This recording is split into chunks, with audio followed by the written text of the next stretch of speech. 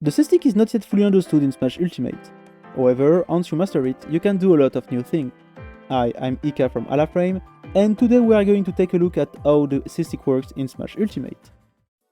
In the controller options, we have 6 different choices for the C-Sitck. Tilt attack, which allows you to do down, forward and up tilts. Special, which allows you to do down, side and up specials. Jump, which allows you to jump. Shield, which activates the shield. Grab, which allows you to grab. And smash attack, which allows you to do down, forward and up smashes. Today we will only focus on these 3 options, which are the most common ones. The C-Sitck is what we call a macro. During its activation, it replaces the stick and a button. In reality, it does not really replace a button, but an action. The tilt attack C-Sitck uses the attack action, which is the same as the A button. The special C-Sitck uses the special action, which is the same as the B button. And the smash attack C-Sitck uses the smash action, but the smash action from the attack plus special equals smash option. This nuance explains why we can't do any true input with the C-Sitck. This is a design choice that was made so that the C-Sitck does the action requested by the player and not another one. Here is how it works. When you activate the C-Sitck, it performs the requested action, in this case a forward tilt. And as long as it has not returned to the center, it holds the action, in this case the attack action. As long as the C-Sitck is activated, the action of the A button will be blocked. Similarly with the special C-Sitck, as long as it is activated, the special action of the B button will be blocked. Finally, for the smash C-Sitck, as long as it is activated, the attack plus special equals smash action is blocked, as well as the attack action of the A button. On the other hand, the special action of the B button will not be blocked. All this means that we can also take the problem in reverse. If we keep the A button pressed, the attack action from the C-Sitck will be blocked, so we will only see the left stick movement. If we do the test using the frame by frame option of the training mode, we realize that frame 1 our character starts to walk, frame 2 he still walks, frame 3 he still walks, but frame 4 he stops walking. We can conclude here that the C-Sitck replaces the left stick for 3 frames, but it is wrong. It replaces it for 4 frames, and I will explain why. We take our C-Sitck on tilt attack, then we add 2 important pieces of information. On the left, the 4 frame stock of the C-Sitck, and on the right, his states over time. Each square represents a frame, and I have deliberately slowed down the representation to make it more readable. We are located here on the first frame. We take our frame Game & Watch, and we block the attack action by pressing and holding the A button. We stop the time with the frame by frame option, and we move our C-Sitck. Here, the C-Sitck fills up its stock by 1, but will only be activated at the next frame. This is called the pause buffer. In a classic match, this is not usable, but it is used a lot in the home run smash mode. This mechanic allows you to perform almost any series of commands, and therefore allows you to do things that would be humanly impossible. Here is a demonstration on SuperMasterHand channel. If you are interested in the subject, I will leave a link to this video in the description. Well, now we advance by 1 frame, and we can see that Game & Watch works. We advance by 1 frame again and again, and we can see that we arrive at the limit of the stock of the C-Sitck. On the next frame, Game & Watch will not walk anymore. The pause has eaten the first frame of activation of the C-Sitck, so it has only been activated for 3 frames instead of 4. However, in training mode, this problem can be fixed. We stop the time again and then advance by 3 frames. Here, we can put the C-Sitck back in neutral position and then move it again. Its stock is back to 1, so you can advance by 3 frames again. You can repeat this process as many times as you want, but I advise you when you want to test things to leave the C-Sitck active for 4 frames. Even if it seems broken, the game is in reality designed to work the same way whatever the game mode, and the way the C-Sitck operates is not really compatible with the pause buffer logic. Finally, there is one last mechanic that is unique to the Smash C-Sitck. Normally, the C-Sitck only replaces the left stick during the first 4 frames of activation. After that, it does not affect it at all. However, this is not quite the case for the Smash C-Sitck. After the first 4 frames, I grayed it out to show that it has only a partial control on the left stick. Indeed, we can see that after the first 4 frames, the Smash C-Sitck only affects the vertical component of the left stick. so you can control the character with both sticks at the same time. But if the left stick has a higher vertical value than the one proposed by the C-Sitck, it takes back the control. Finally, one last thing to note, when you release the C-Sitck, the control of the vertical value remains active for one more frame, as you can see on the representation. All this may seem very strange, but it has a very logical explanation. In Smash, it is possible to angle the forward smash of some characters, like Mario for example. The game decides the inclination of the smash attack the frame just after releasing the A button. Thanks to this system, it is possible to make angled forward smash only using the C-Sitck. Finally, if the left stick can still take over, it's for two reasons.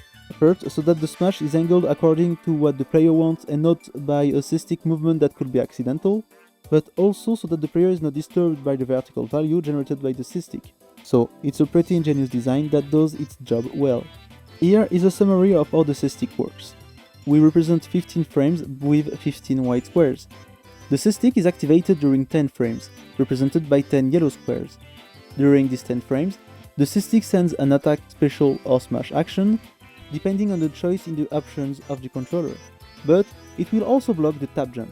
In the air, since it is possible to jump and attack on the same frame, the developer did this to avoid jumping while the player is only asking for an attack with the C-Sitck. Then, during the first 4 frames, the C-Sitck completely replaces the left stick. Then, during the next 6 frames plus 1, for a total of 7 frames, the smash C-Sitck will be able to influence the vertical value of the left stick. Since the C-Sitck replaces the left stick, we are going to look at how it works and the values it sends to the game. We can represent the C-Sitck by a square of 256 values by 256. Then, we draw the octagonal restriction of the GameCube controller, then its X and Y axes. The octagonal restriction is slightly smaller on the C-Sitck than on the left stick, and it goes from minus 90 to plus 90. This white dot will represent the position of the C-Sitck.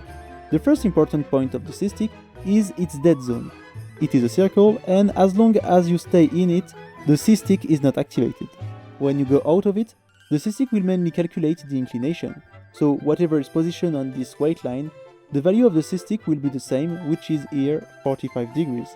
So here is the first representation of the C-Sitck values.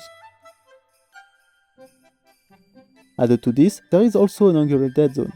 If the C-Sitck is in one of these red zones, it will have a purely vertical angle, so either up or down. Similarly, this angular dead zone also exists horizontally. Finally, there is exactly the same dead zone as on the left stick, which forms 2 bands which will also simplify the 4 directions, up, down, left and right. Here is a representation of all the values of the C-Sitck. The idea of associating predefined directions to simple commands is not new. Indeed, this design is reminiscent of the C buttons of the Nintendo 64 controller, which is the origin of the C-Sitck. This is actually quite surprising, since in the first Smash Bros, these buttons were only used to jump. That said, that's probably where this funny idea of making a C-Sitck for jumping comes from. But I digress. This system divides the C-Sitck into 9 zones.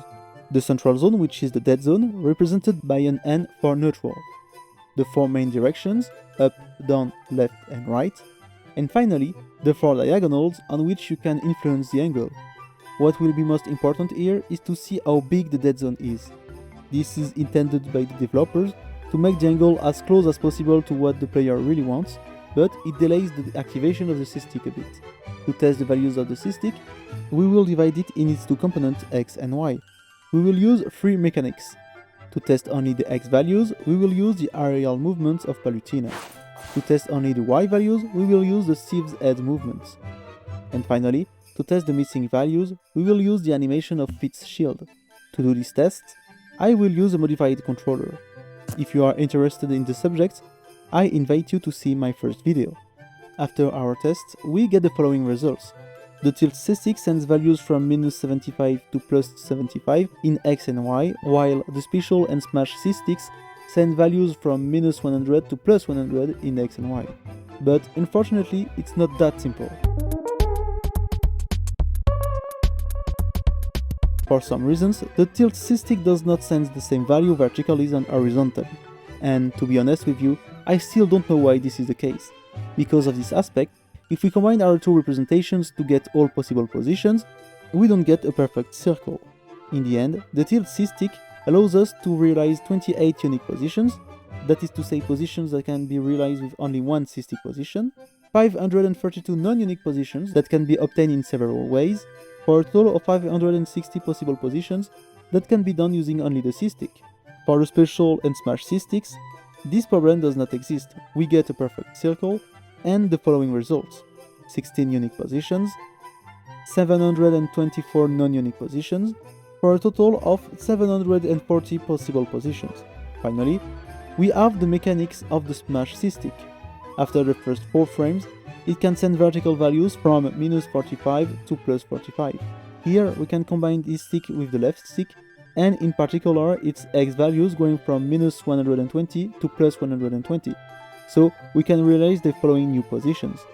There is no unique position, but we can realize 9055 different positions using only this mechanic. Here are the results for each of the sticks. For the moment, we can't say much about them, but I'll let you have a look. But what will interest you is the combination of all these aspects. So in my previous video, I lied. Here are finally every possible value in the game. There are 5256 unique positions, 11,225 non-unique positions. This makes a total of 16,481 possible positions. For the angles, there are only 12 unique angles for 11,888 angles that can be done in several ways for a total of 12,000 possible angles. Well, in reality, these figures are not really useful, but will be a little more interesting in other videos. Now we will talk about practical applications. To perform advanced technique with the C-Sitck, you will have to modify your layout a bit. We will keep the default commands for the A and B buttons, then we will need to change the triggers. To perform the most advanced techniques, you will need a trigger on jump and another on special. Since the 2 triggers are taken, we will move the shield on X, and finally, we will keep the default commands for the Y and Z buttons. Here is only an example. It is possible to swap the triggers or to put the shield instead of the grab on the top of the controller. We will keep this configuration for the video, but feel free to test by yourself what suits you best. We will now see a demonstration of what you can do when you master the C-Sitck. The first technique we will see is a method to simplify fast-falling aerials. These methods only work with the tilt and smash C-Sticks. Here it is simple. Just put your left stick down and then the C-Sitck in the desired direction. The fast fall will be activated right after the aerial.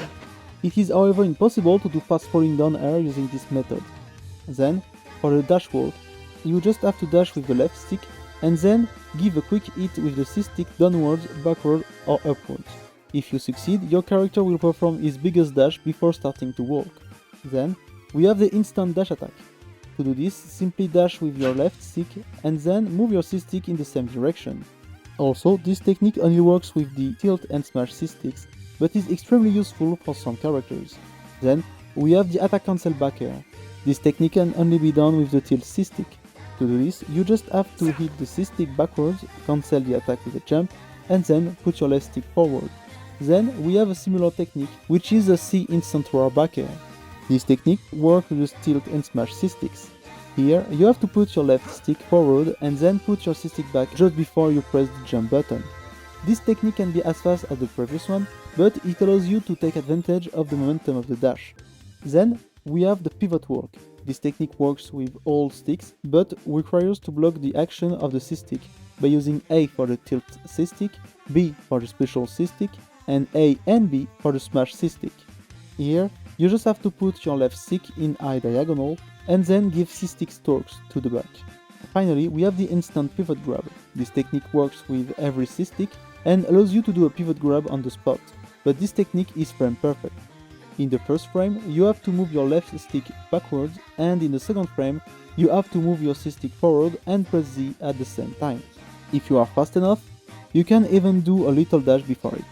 This technique is very difficult, so it's normal if you have trouble at first. We are going to look at the topic of inputting specials with tilt and smash C-Sticks. The subject has already been covered by my Smash Corner, and I invite you to go watch his video if you want more information. Since the C-Sitck replaces the left stick, it is possible to make special move with the tilt and smash C-Sticks by activating the C-Sitck and pressing B on the same frame.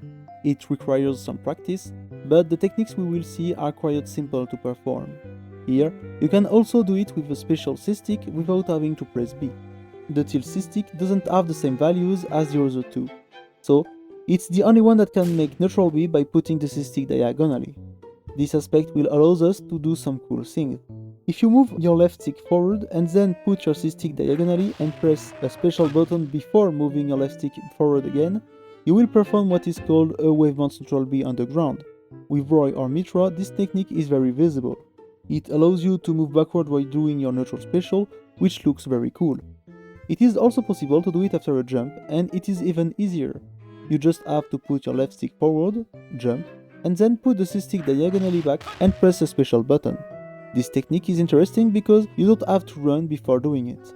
It can be particularly useful on characters who can charge a projectile and interrupt it, like Chic, Samus, or Lucario.